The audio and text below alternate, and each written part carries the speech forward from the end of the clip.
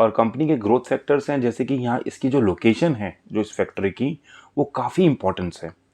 जहाँ पे फैक्ट्री आएगी, यहाँ पे जो जहाँ पे ये फैक्ट्री ये लोग डाल रहे हैं, ये जो इनको जो ऑयल चाहिए होगा, जो डी ऑयल जो मैंने आपको दिखाया था डी ऑयल राइस ब्रांड का, ये इनको अपने ही दूसरी फैक्ट्री से सारा का सारा मिल जाएगा। तो ये एग्जिस्टिंग फैक्ट्री इनकी यहाँ होगी, जो न्यू फैक्ट्री इनकी बिल्कुल सामने होगी। और जो जो न्यू फैक्ट्री का जो रॉ मटेरियल होता है, वो मेरे को जो एग्जिस्टिंग फैक्ट्री के रॉ मटेरियल जो एग्जिस्टिंग फैक्ट्री का जो आउटपुट होता है, उसी से इनको ये मिल जाएगा। तो यहाँ पे ये लोग अच्छा सा कॉस्ट ऑफ सेविंग भी करते हैं।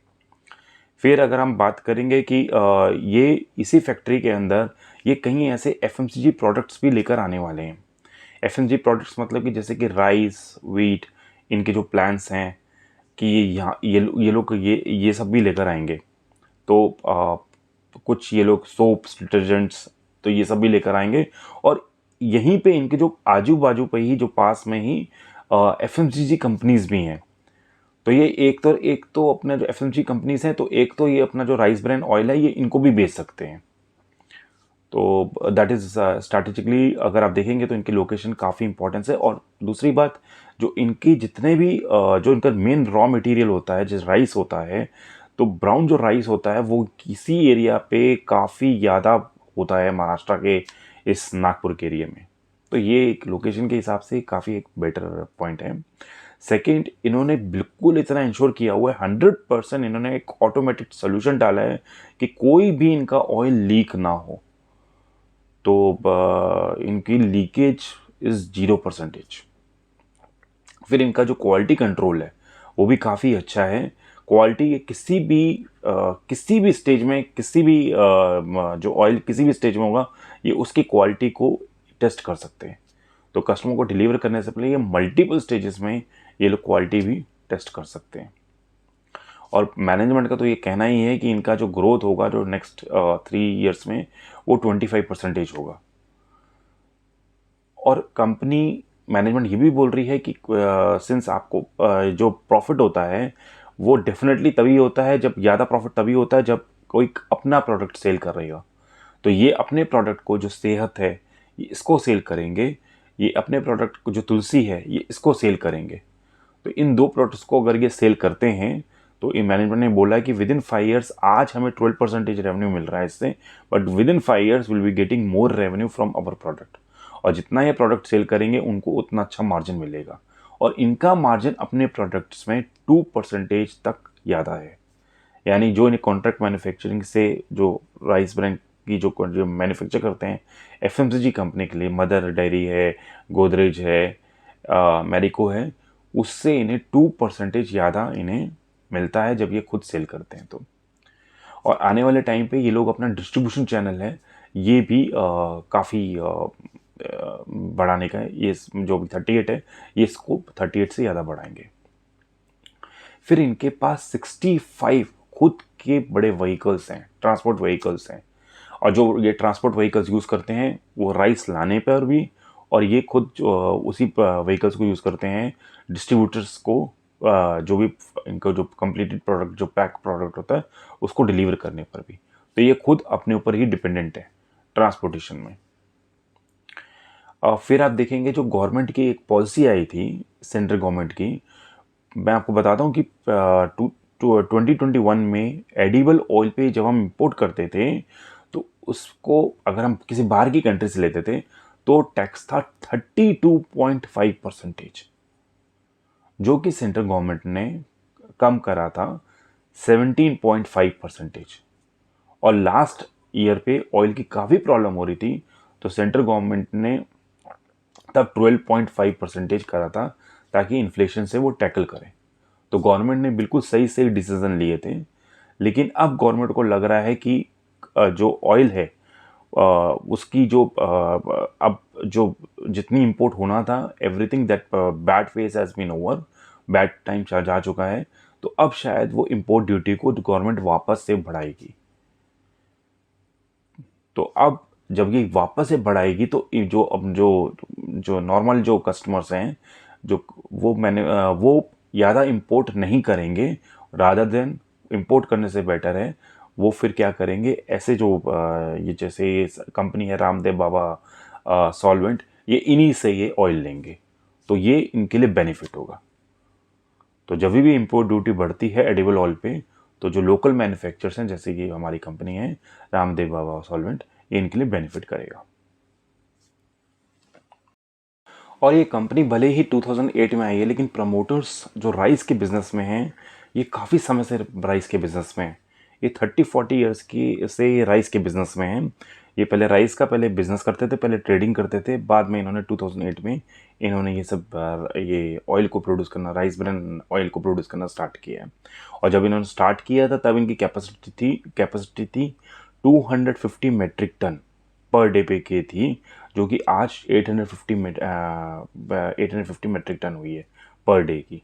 तो अगर आप देखेंगे 3 टाइम्स इनकी इन्होंने अपनी कैपेसिटी इंक्रीज़ करी है। और इनकी कैपेसिटी अगर आप देखेंगे तो ये 100% प्लस पे जाती है। ये पूरी की पूरी अपनी कैपेसिटी को यूटिलाइज करते हैं। और ये राइस में 25% तक ये खुद अपने ही जो इनके अपने एग्रीकल्चर लैंड है 20 वो यहीं से राइस मंगाते हैं। तो अगर 100 अगर केजी इनके पास राइस आ रहा है, तो 25% इनका अपने ही जहाँ से जगह से राइस मंगाते हैं, जो रिलेटेड ट्रांजैक्शन पार्टी आप बोल सकते हैं, तो इनका राइस वहीं से आता है। तो which is a very good thing, क्योंकि ये जो डिपेंडेंसी है इनकी जो राइस की, कुछ हद तक इनकी अपने ऊपर ही है। तो ये ओवरऑल कंपनी के ग्रोथ फैक्टर्स भी था। और अब मैं आपको थोड़ा बता देता हूँ इस कंपनी के फाइनेंशियल्स के बारे में। कंपनी का अगर फाइनेंशियल 21 पे रेवेन्यू देखेंगे तो ये 427 करोड़ का था।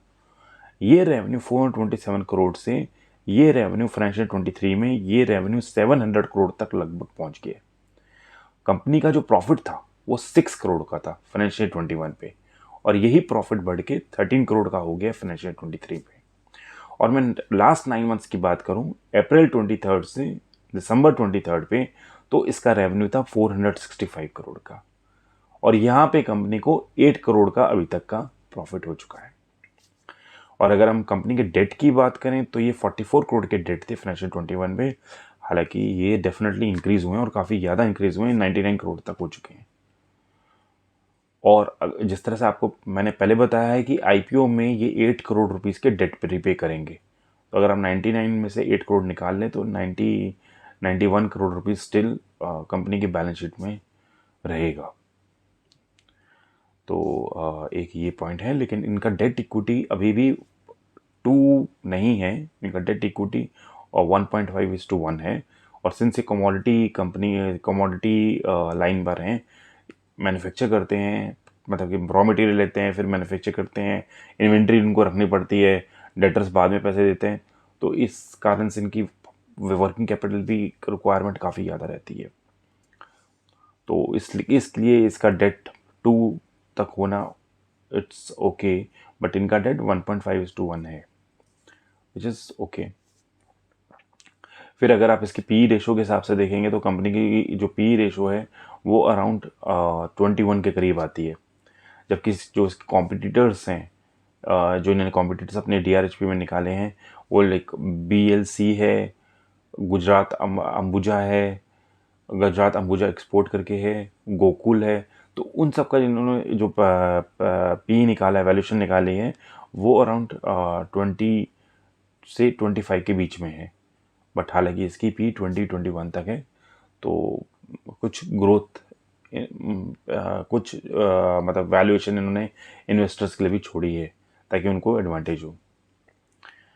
और अगर हम इसी में इसकी ये देखेंगे कि ग्रे मार्केट प्राइस के बारे में, तो ग्रे मार्केट प्राइस इसकी इस समय जो है वो 5 रुपीज़ से स्टार्ट हुई थी और वो अब 20 रुपीज़ तक पहुंच गई है। तो इसकी ग्रे मार्केट प्राइस काफ़ी अच्छी तरह से बढ़ी है। तो 20 रुपीज़ का मतलब है इसकी जो लिस्टिंग है वो अराउंड 105 रुपीज़ पे होगी, which is a good thing. हालांकि grey market price is just an indication, आपको पूरा का पूरा आरएचपी पढ़ना है और उसके बाद ही अपना इन्वेस्टमेंट डिसीजन लेना है। And this video is only for the information purpose.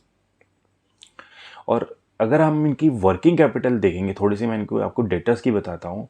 इनके डेटर्स इन्होंने बताया है कि वो 15 डेज से ज़्यादा के नहीं होते हैं। इनके जो डेटर्स होते हैं वो 15 डेज से ज़्यादा के नहीं होते, मतलब अगर आप टर्नओवर निकालेंगे तो किसी भी टाइम पे जो डेटर्स होंगे 15 डेज के ज़्यादा के नहीं होंगे। तो इस समय इनके डेटर्स 35 करोड़ हैं, जो लगभग 17 डेज के आते हैं, विच इज़ फाइन। और इसी तरह से इनकी जो इन्वेंट्री है वो भी ये 30 डेज से ज़्यादा की नहीं करते हैं। तो इन्हें विद इन 30 डेज के अंदर ये सारा पैसा ये इनको बहुत फास्ट इस तरह से आप ले लीजिए पैसा मिल जाता है, और जितना पैसा फास्ट मिलेगा उतना ही अपने बिजनेस में डालेंगे।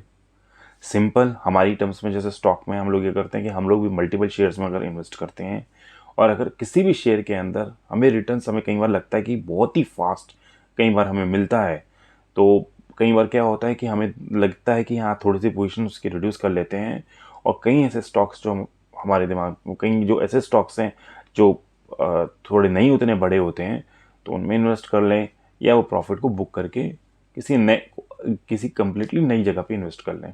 तो सेम वे उस तरह से कैश की जिस तरह चर्निंग हम अपने बिजनेस में करेंगे, उसी तरह से कैश किसी भी बिजनेसमैन के लिए बहुत ज़रूरी होता है कि कैश की चर्निंग करना।